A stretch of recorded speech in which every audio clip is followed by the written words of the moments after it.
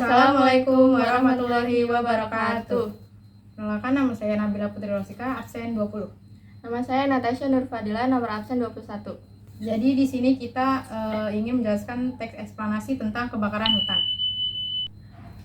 Peristiwa kebakaran hutan merupakan salah satu peristiwa yang mana terdapat intensitas api berskala besar yang membumi menghanguskan lingkungan hutan keseluruhan atau sebagian. Kebakaran hutan bisa terjadi karena peristiwa alam maupun karena ulah manusia.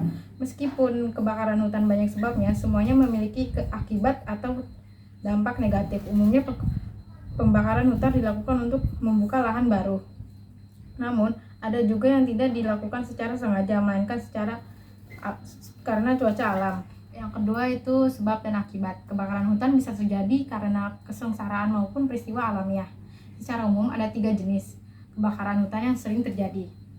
Ada kebakaran tanjuk, permukaan, dan api tanjuk. Kebakaran tanjuk akan membakar semua tanaman yang mudah terbakar di hutan. Kebakaran permukaan beda lagi. Kebakaran permukaan akan membakar bagian lantai dasar hutan tersebut dan api akan cepat menyebar. Namun jenis kebakaran ini biasanya lebih mudah dipadamkan. Sedangkan kebakaran api tanjuk, objek pembayarannya adalah lapisan organik yang letaknya ada di bawah permukaan hutan itu sendiri. Meskipun perambatannya lambat, jenis kebakaran api tanjuk ini pemadamannya juga cukup sulit. Kebakaran hutan yang terjadi karena faktor alam biasanya disebabkan oleh peristiwa kekeringan yang berkepanjangan lantas memunculkan percikan api. Dari percikan api inilah nanti menjadikan kebakaran hutan terjadi. Sedangkan sebab lainnya adalah karena ulah manusia yang disengaja. Ulah ini bisa karena lalai atau memang ada tujuan. Contoh ulah manusia yang menyebabkan kebakaran hutan adalah seperti membuang puntung rokok yang masih menyala di hutan. Selain itu, ada unsur kesengajaan seperti membakar hutan untuk membuka lahan baru. Dampak paling besar dari kebakaran hutan berkaitan dengan kebersihan udara. Tanaman di hutan tidak bisa memberikan oksigen yang bersih untuk dihidupkan manusia dan hewan. Akan muncul polusi udara dari asap kebakaran hutan itu sendiri.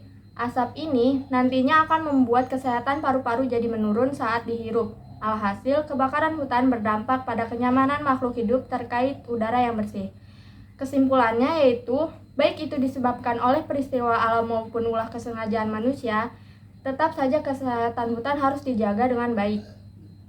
Untuk mencegah timbulnya kebakaran karena alam, bisa diupayakan dengan mengelola alam sekitar agar tidak terjadi kemarau berkepanjangan. Begitu pula dengan sebab ulah manusia, harus ada kesadaran diri untuk menjaga lingkungan hutan.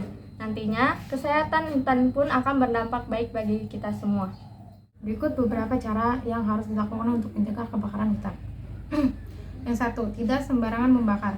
Kita harus berhati-hati dan jangan sampai membakar benda apapun di dekat hutan atau di dalam hutan saat berwisata, karena api bisa merembet dengan cepat bila terkena rumput kering yang ada di dalam hutan. Yang kedua, memberikan jarak pembakaran. Bila ingin membakar sesuatu atau membuat api unggun di dekat hutan, sebaiknya berikan jarak yang tepat. Untuk membuat api unggun, sebaiknya memberikan jarak minimal 50 kaki atau sekitar 1,5 meter dari hutan. Cara itu diharapkan bisa mengurangi potensi hutan terbakar. Yang ketiga, memastikan api benar-benar mati setelah membuat api. Selalu pastikan api sudah benar-benar padam. Jangan sisakan satupun bara api di tanah, karena bara itu nantinya bisa menjadi pemicu terjadinya kebakaran hutan. Minta bantuan orang dewasa untuk memastikan api dengan benar. Yang keempat, mengawasi titik rawan. Bukan hanya dari masyarakat, pemerintah juga memberikan langkah-langkah penanggulangan kebakaran hutan. Salah satu langkah yang dilakukan dengan pengawasan pada titik-titik rawan terjadinya kebakaran hutan.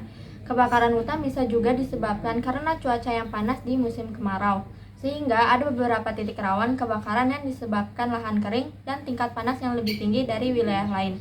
Polisi hutan akan berpatroli di setiap titik rawan kebakaran. Kelima, melakukan patroli. Bukan hanya mengawasi titik rawan, polisi hutan juga akan melakukan pengawasan menyeluruh pada bagian yang mungkin mengalami kebakaran. Bahkan, pengawasan juga dilakukan di wilayah yang sering dilewati warga. Hal itu untuk mencegah kemungkinan adanya bara api dari warga yang menyulut kebakaran. Dan yang terakhir, keenam, membuat tampungan air. Selain melakukan patroli, pemerintah juga membangun penampungan air di sekitar titik rawan kebakaran. Cara itu dilakukan untuk mengantisipasi munculnya api. Dengan adanya tampungan air, api akan lebih cepat dipadamkan dan tidak menyebar ke seluruh bagian hutan. Sekian dari penjelasan kami, kurang lebihnya mohon maaf. Wassalamualaikum warahmatullahi wabarakatuh.